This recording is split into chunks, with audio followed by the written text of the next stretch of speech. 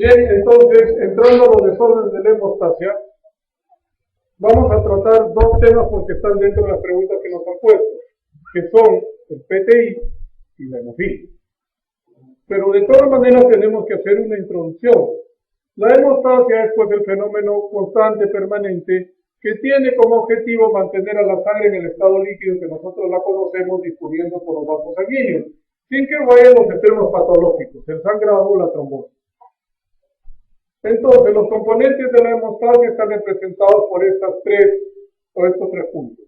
El endotelio vascular, que se encarga de producir un sinnúmero de proteínas, pero la proteína en relación a la hemostasia más importante que se sintetiza en el endotelio vascular, ¿cuál es? El factor von Willebrand. ¿Qué hace el factor von Willebrand? Media la función plaquetaria, sobre todo la adhesión de la plaqueta al endotelio lesionado. ¿Con quién debe interactuar? Con el receptor plaquetario 1B. Entonces, interacción entre von Willebrand y receptor plaquetario 1B, sinónimo de adhesión plaquetaria. Ahora, fibrinógeno o factor 1 de la coagulación con receptor plaquetario 2B3A, agregación plaquetaria, que es la otra función de la plaqueta. Entonces, adhesión, von Willebrand con 1B. Agregación, fibrinógeno con 2B3A. El endotelio vascular entonces produce gran cantidad de factor von Willebrand. En segundo lugar tenemos al elemento celular representado por las plaquetas. Recordemos que las plaquetas viven entre 7 a 10 días y que su membrana tiene fosfolípidos para formar, a través del ciclo del ácido araquidónico,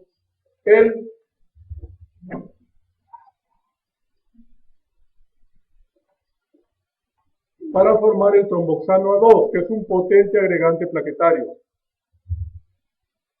Y en la membrana también están los receptores plaquetarios. Ya hemos dicho el 1B, que interactúa con el von Willebrand, y el 2B3A, que interactúa con el fibrinógeno.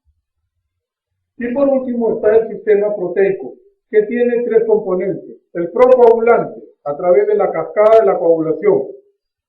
Recordemos que la cascada de la coagulación tiene dos vías, la vía extrínseca y la vía intrínseca. Cuando se despierta el mecanismo de la cascada de la coagulación, esta empieza a través de la vía extrínseca. La respuesta procoagulante se inicia con la activación de la vía extrínseca. El factor tisular, producto de la destrucción de un tejido, activa el factor séptico. ¿Qué prueba de coagulación evalúa a la vía extrínseca de la coagulación? El tiempo de protrombina. La otra vía se llama vía intrínseca y se inicia con la activación del factor de contacto número 12 o factor de Hagemann. ¿Cuál es la función de la vía intrínseca? Hacer perdurable en el tiempo la respuesta procoagulante, porque la vía extrínseca se agota rápidamente.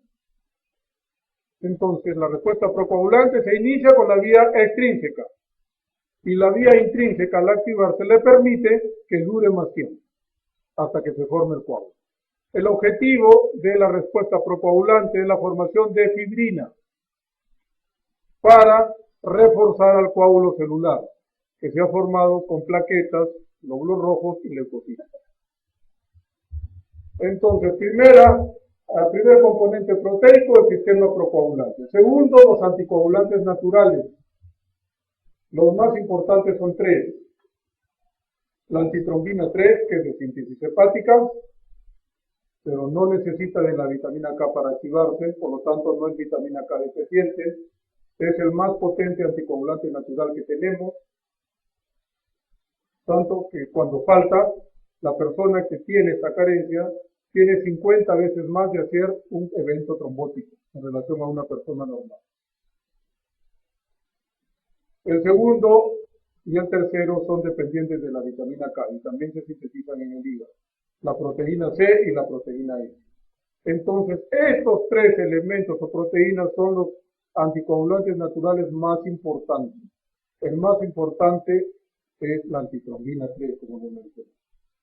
Y por último está el sistema fibrinolítico, representado por el plasminógeno, que se convierte en plasmina y destruye las moléculas de fibrina. cuando la pared del vaso que está lesionada se ha reparado. Entonces el sistema proteico está representado por el sistema procoagulante, los anticoagulantes naturales y el sistema fibrinógeno. Cuando tenemos un daño en el endotelio, se despierta la vía procoagulante. Se establece un mecanismo que va hacia la trombosis. Se activa la plaqueta cuando está inactiva tiene forma de disco. Cuando se activa adopta la forma redonda y emite seudópodos para adherirse al daño al endotelio que está lesionado.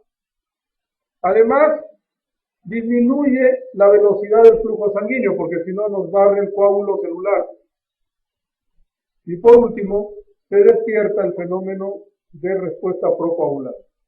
Este mecanismo se llama triada de Vilco,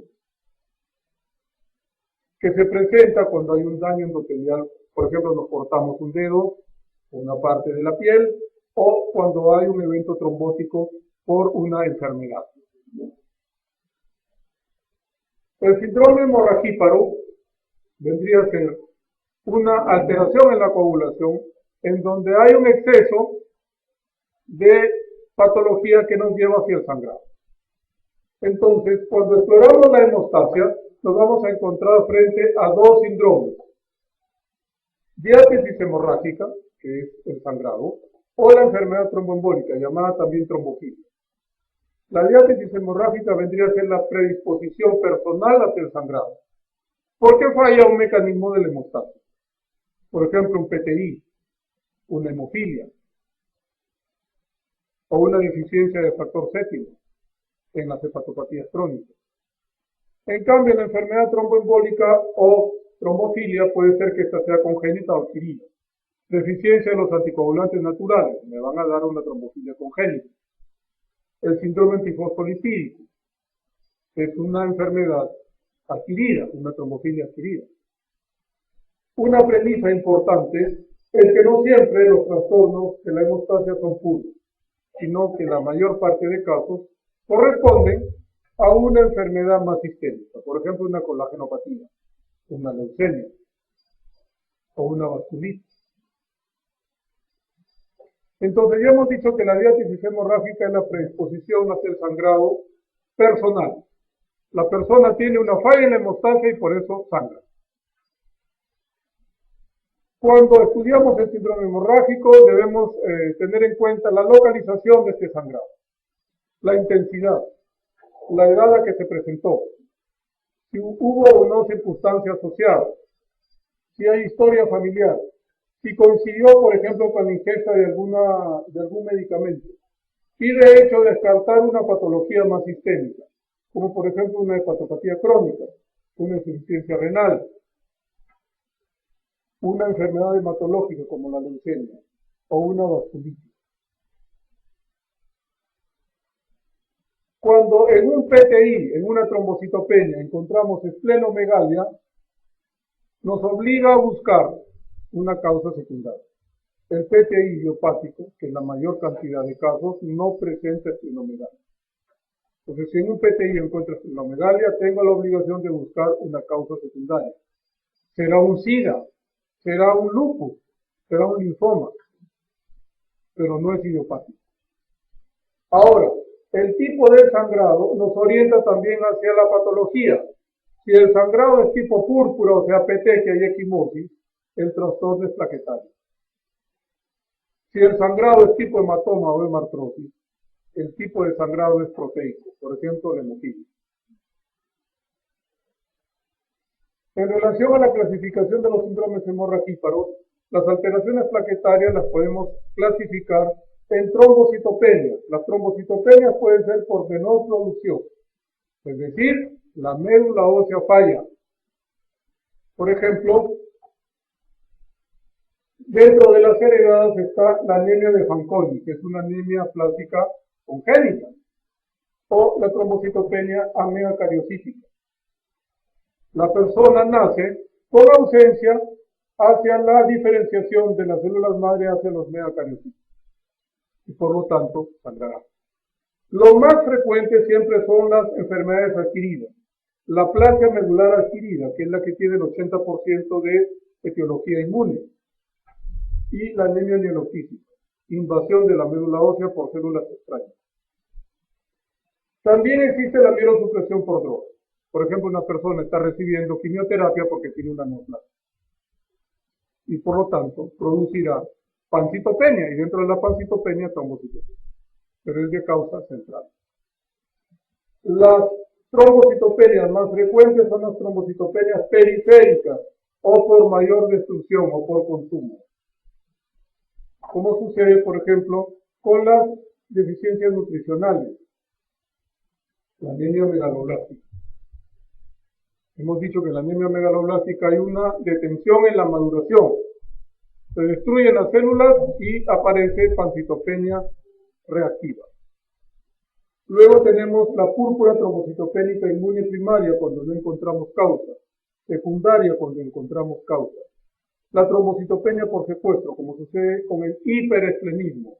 Criterios de hiperesplenismo son 3.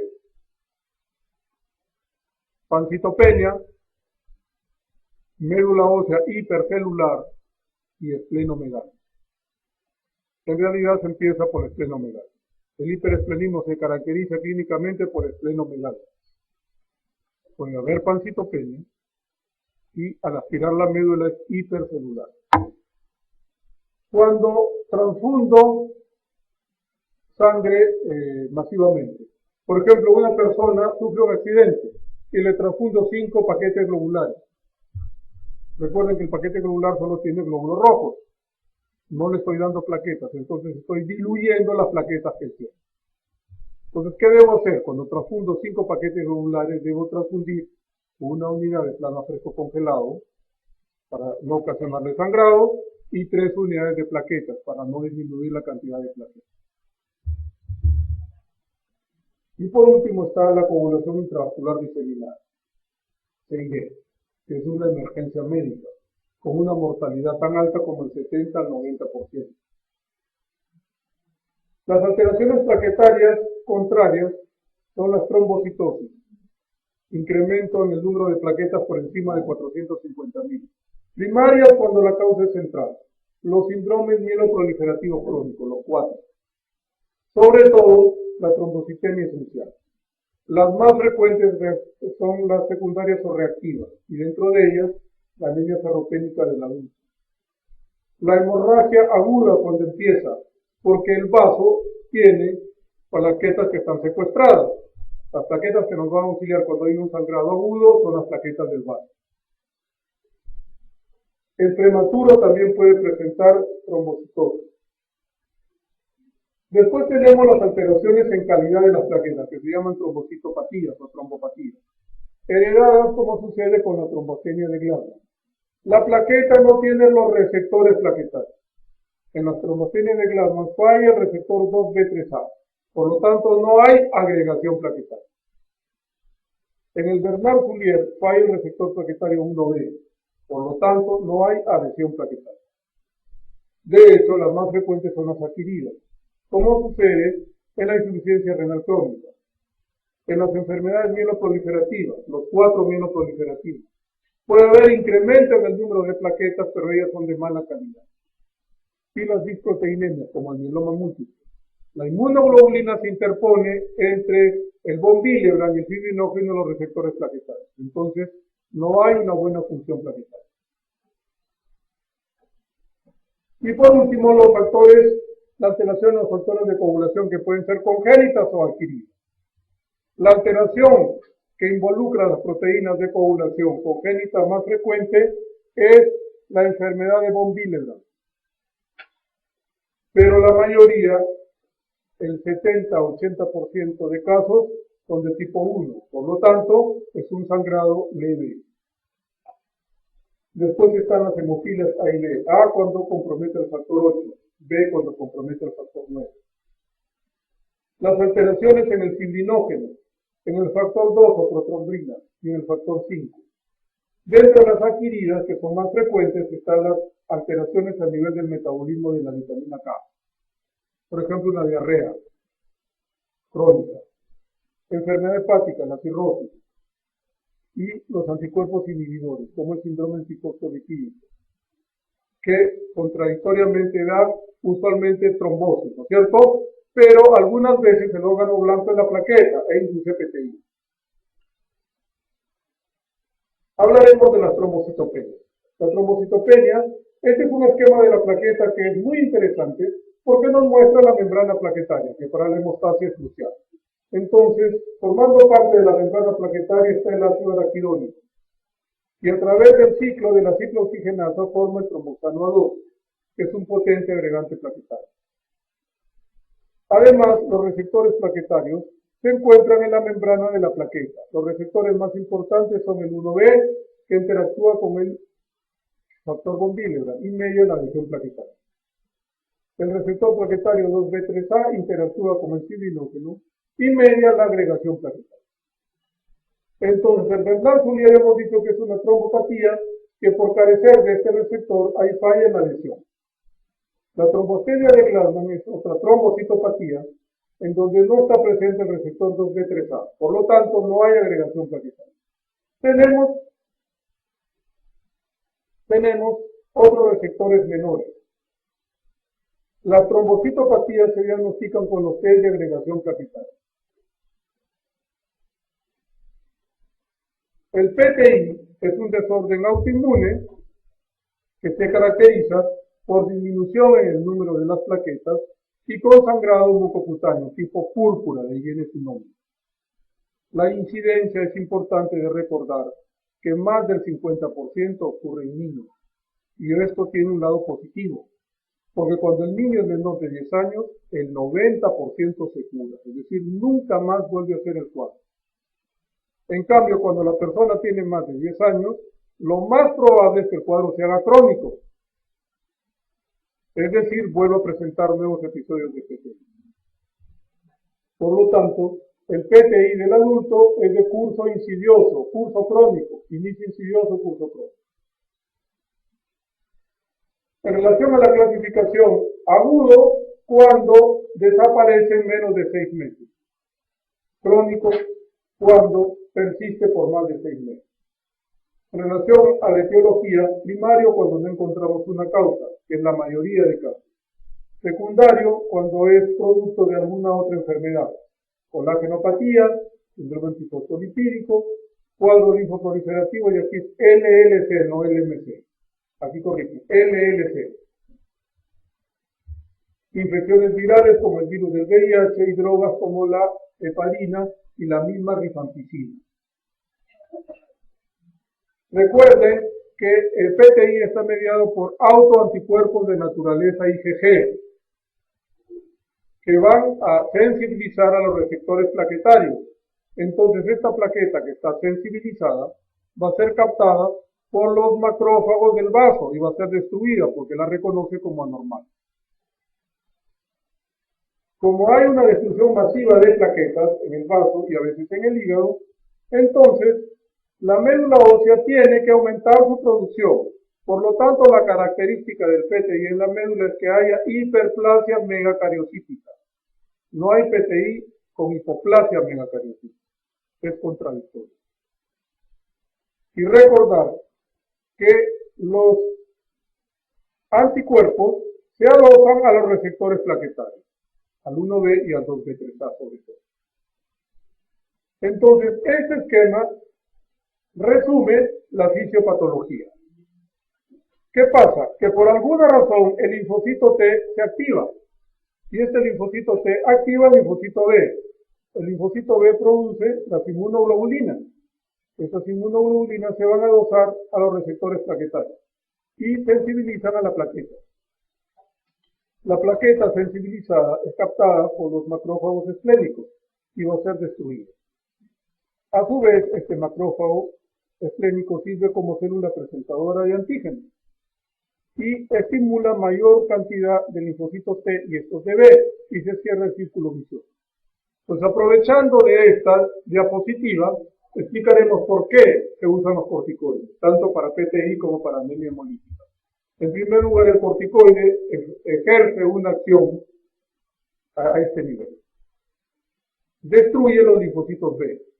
Por lo tanto, disminuirá la síntesis de anticuerpos, que es el efecto más importante.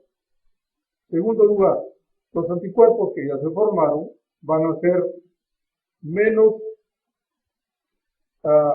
accesibles a los, receptores plaquetarios, van a ser menos afines.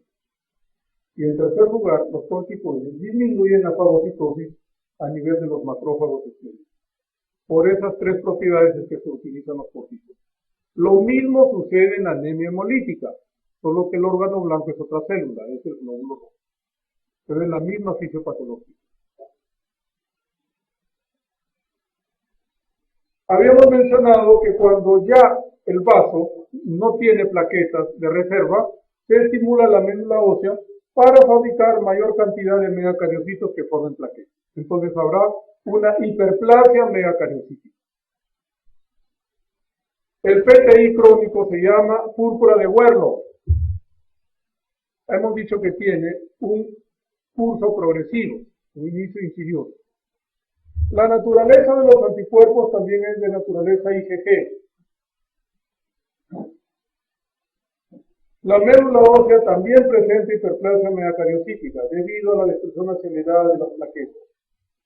Y recordar que el 20% de pacientes tienen una causa que explique por qué se forman los anticuerpos. Puede ser una colagenopatía, un trastorno linfoproliferativo crónico. Es frecuente que se acompañe con anemia hemolítica inmune, formando el síndrome de ESA. Lo más probable es que este paciente presente cuadros de sangrado que duren más de 2 meses. Y recordar que la esplenomegalia obliga a buscar una causa secundaria. En relación al diagnóstico, recordar que al buscar las pruebas de coagulación, vamos a encontrar que solamente la fase primaria de la coagulación, o fase celular o fase plaquetaria, está comprometida. Por lo tanto, el tiempo de sangría estará prolongado y la retracción del coágulo será anormal. El coágulo debe retraerse totalmente a la hora. En los pacientes con PTI van a tener una retracción incompleta o una retracción anómala a la hora. Como es mediada por anticuerpos, podemos pedir los anticuerpos antiplaquetarios, que son altamente específicos. Es decir, si yo encuentro un anticuerpo antiplaquetario, digo que es PTI. Pero si no lo encuentro, no niego la enfermedad. ¿Por qué? Porque son poco sensibles. Entonces, los anticuerpos antiplaquetarios se piden sobre todo en el PTI de los niños. ¿Para qué? Para impedir el aspirado medular. A un niño yo lo aspiro porque quiero descartar una leucemia o una aplasia medular, no por un PTI. Entonces, si yo tengo un anticuerpo antiplaquetario positivo, puedo demostrar que en el niño la trombocitopenia es producida por anticuerpos. En cambio, en el adulto no tengo problema aspirarlo. En el hemograma, entonces, encontraré que se afecta solamente la serie que implica las plaquetas. Habrá anisocitosis plaquetaria, plaquetas de diferente tamaño. Y el resto del perfil de coagulación estará normal, a excepción del tiempo de sangría, que evalúa el número en función de plaquetas. La médula ósea mostrará hiperplasia megacariocítica. Puede ser que haya anticuerpos antiplaquetarios. En relación al Helicobacter pylori, los japoneses demostraron que los pacientes que eran refractarios al uso de corticoides y tenían Helicobacter pylori, al ser tratados para el Helicobacter pylori, mejoraban su PTI. Ese es el mensaje de lo que está ahí en la diapositiva. El tratamiento consistiría pues en el uso de corticoides, porque está mediado por linfocitos. Nuevamente el referente es la prednisona. Pero si tengo un paciente que me llega a emergencia o al consultorio con 2000 plaquetas con sangrado profuso, no le voy a dar prednisona, sino le daré metilprednisolona o dexametasona.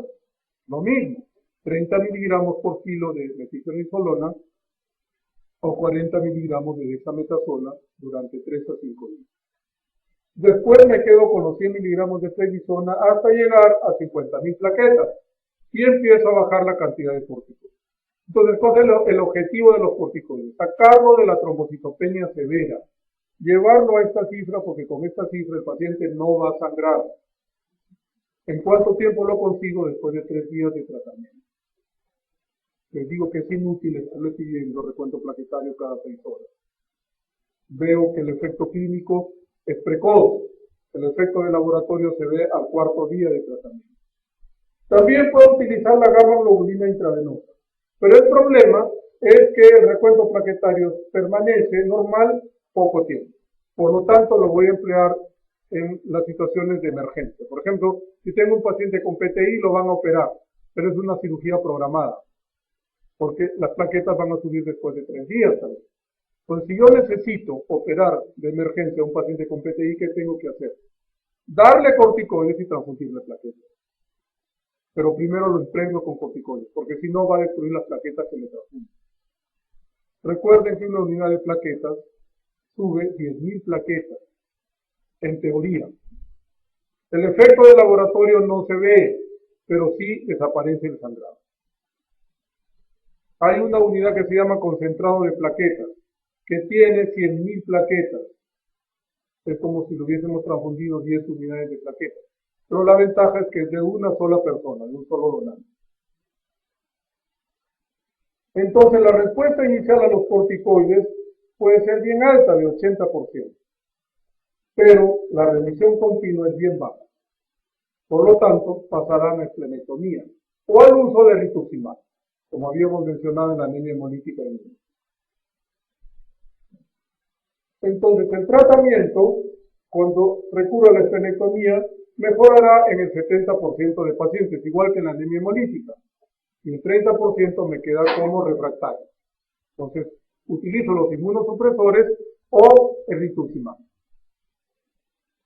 Criterios de PTI crónico refractario. Primero, la edad. Paciente que tiene más de 10 años. Hemos dicho que hasta los 10 años el 90% cura espontáneamente. Cuando el recuento de plaquetas, a pesar del tratamiento, se mantiene en menos de 50.000. Cuando el cuadro de sangrado dura más de 3 meses. El tratamiento consistiría en darle pues la inmunoglobulina o también los corticoides o rituximab. Para terminar con PTI, hablaremos del PTI del niño, que es un cuadro benigno, bastante aparatoso, en donde hay 3 características importantes. Que las 2/3 partes de los niños tienen un cuadro o un antecedente de una infección viral respiratoria alta. Que el cuadro de sangrado aparece bruscamente y que el recuento plaquetario está en nivel de trombocitopenia severa, menos de 20.000 plaquetas. Lo usual es que el niño llegue con 1.000 o con 2.000 plaquetas, pero él luce bien. Lo único es que sangra. También está mediado por anticuerpos de naturaleza IgG. Recordar que la aparición es repentina y que el 10% puede presentar hematuria y sangrado digestivo. En el hemograma entonces encontraremos un recuento plaquetario muy bajo, cifra de trombocitopenia severa, sin compromiso de las otras series. Pero recordemos que estamos en el Perú y que la mayoría de niños peruanos, ¿qué tipo de anemia tienen? Ferropénica, entonces habrá una anemia microcítica hipocrómica asociada a PTI. La médula ósea es hiperplásica. El perfil de coagulación estará normal salvo el tiempo de sangría. Hemos dicho que evalúa número y función de plaquetas. Y en ello sí debo pedir los anticuerpos antiplaquetarios para evitar el aspirado del médula ósea. Entonces, criterios de mal pronóstico en un niño que tenga más de 10 años, porque irá hacia el evento crónico. Que sea del sexo femenino, por fin, porque la mayoría de patologías afecta en mayor grado al sexo masculino. Que el cuadro no se pueda controlar en un mes. Y que miren la contradicción. Que al inicio del cuadro, el paciente tenga más de 20.000 plaquetas, porque la característica del cuadro es que venga con trombocitopenia muy severa, menos de 10.000 plaquetas. Entonces, si tiene o debuta con más de 20.000 plaquetas, es un criterio de mal pronóstico en un niño menor de 10 años. Entonces, recuerden que el 90% cura espontáneamente, pero ¿quién le va a hacer entender a la mamá? Que yo le voy a ir a decir, le digo, señora, no se preocupe, usted espere que dentro de 2 semanas o 4 semanas su hijo va a dejar de sangrar. Primero que no me va a creer y me dirá que soy un animal, ¿no es cierto? Y tiene toda la razón, porque ¿qué es lo que quiere la mamá? Que su niño deje de sangrar. ¿Ella qué miedo tiene? Que su hijo tenga leucemia. Ese es su temor. Después está la presión del pediatra, que me dice, ¿cómo no le das nada si está sangrando? Entonces la mayoría, a pesar de que el libro dice que no se da nada, utilizamos corticoides. Entonces los corticoides abortan la enfermedad. Le hemos dicho, ¿no? Disminuyen la síntesis de anticuerpos, disminuyen la afinidad de la plaqueta por el anticuerpo y disminuyen la fagocitosis a nivel del vaso. Entonces, el tratamiento en los niños es considerado controversial porque sabiendo que no se debe dar nada, todo el mundo usa corticoides. El riesgo es el sangrado a nivel intracerebral, que es causa de muerte. Entonces ahí sí vale todo. Puedo darle la gamma globulina clásica o la gamma globulina anti-D, que es el Resumam. Es aquella gamma globulina que se utiliza para la eritroblastosis fetal, la incompatibilidad materno-fetal mediada por RH negativo. O también metilprednisolona, 30 miligramos por kilo. Hemos dicho dosis tope en un niño, 500 miligramos. Entonces el tratamiento de urgencia será solamente cuando hay trastorno neurológico o una cirugía de emergencia. Y consiste, pues como hemos dicho, en el uso de metilprednisolona, en la gamma globulina y si es necesario, la transfusión de plaquetas. La esplenectomía en los adultos tiene un porcentaje de éxito en las 2/3 partes. Tener en cuenta que puede haber sepsis por ello, y por eso el paciente tiene que ser vacunado contra el neumococo y además recibir las penicilinas de depósito cada 6 meses.